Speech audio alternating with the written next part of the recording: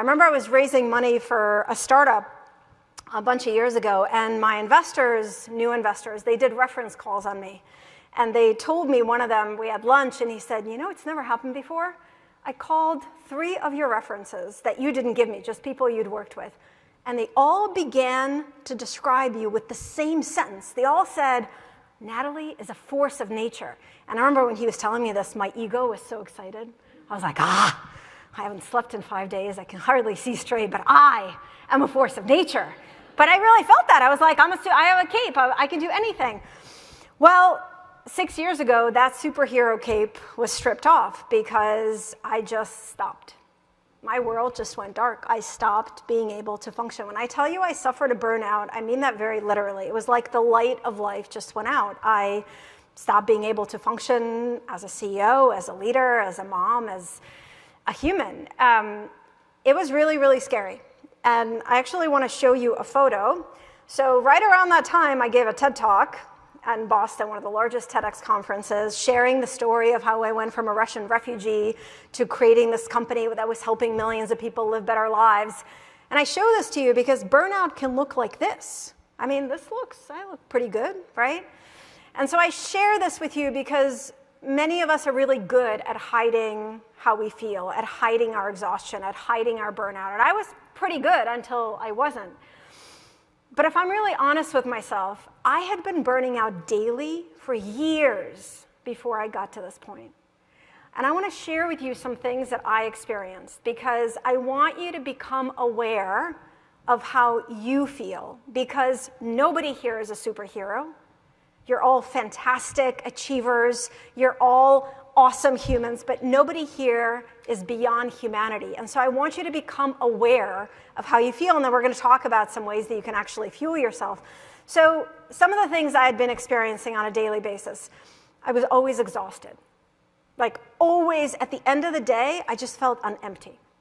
We all have days like that. That's okay from time to time, but if you're consistently feeling that way, that's what I was experiencing. I started to resent the work that I really loved, if that makes sense. Like I started this company Happier. We were helping millions of people. We were doing really well, but I resented my work. I started to resent my colleagues. These are my friends. These are people I had hired, right? I love watching the videos of the early days of 1111 Group. Like when you're that small of a company, it's a family, but I started to resent them. And then maybe the most painful thing was I just started to feel that I cannot do anything right. Like I started to feel like I was failing in every part of my life, at work and outside of work. And actually, the things that I just described are the 3 symptoms of burnout: exhaustion, feeling consistently ineffective at your job, and cynicism or resentment. And again, I share this with you all, and I love to see some of you taking notes. And yes, please take photos of the slides. I don't share this to scare you. I share this to invite you to become aware of how you feel inside. Because the story that I told myself, that it doesn't matter how I feel, I can just keep going, was a bunch of BS. Because how you feel, how much energy you have, your mindset, dramatically impacts how much you can give.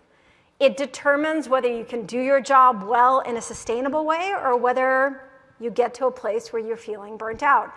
And so these are the 3 symptoms. And again, from time to time, we all get exhausted. From time to time, we get annoyed at our colleagues.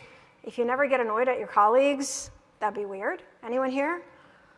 Okay, good, because that'd be really strange, right? From time to time, we feel like we, can do our work well. But I'm talking about feeling this 3 things on a consistent basis.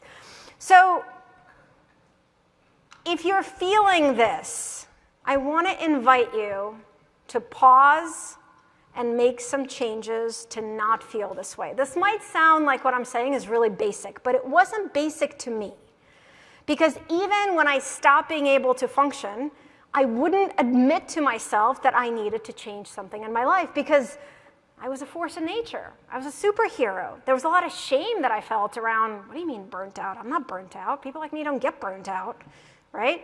So when you're feeling that way, please recognize it is not an invitation to toughen up and keep going. It's an invitation to make some changes so you don't feel that way. And the biggest thing that I discovered on my journey that surprised me is that you don't have to make dramatic life changes to feel better, to have more energy.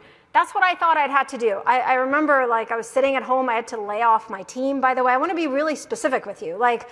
I stopped functioning. I laid off my team. I wasn't really present with my family. I was just sitting in this dark cloud. And I remember I was like, okay, I just have to run away to Nepal and meditate for 5 years. That's the only way.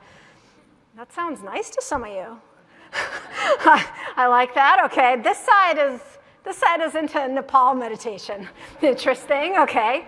You guys know it's a competition? It's a competition. 1, 2, 3. Mostly it's a competition for who thinks I'm funniest. Okay, I'm gonna go over here. No, it's seriously, guys, it's on my website. It's in my official bio. I'm the funniest person in my family, and it's really important that I maintain that. My husband and my daughter would confirm that maybe sometimes, but it's very important to me. So that is really the competition. You don't have to run away to Nepal and meditate in the mountains. You do not have to quit your job. You do not have to move. In fact, none of those things on the outside will make any difference. The thing that I discovered is that small daily actions that you do consistently have dramatic and positive sustained impact on how you feel, on your emotional fitness, on your ability not just to do work, but also enjoy what you do.